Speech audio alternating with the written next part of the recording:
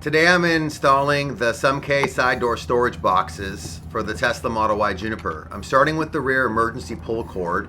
This red straps make it easier to open the rear doors manually if the electronic release ever stops working.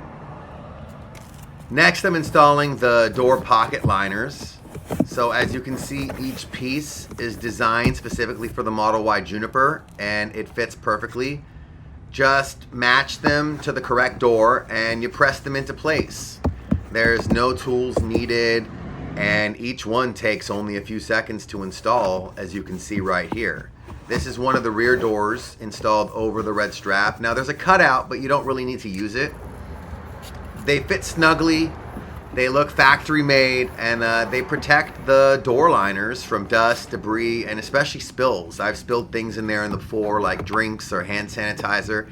And now once everything is in, I'm adding a few small items to show you how much space these provide. It's a great product.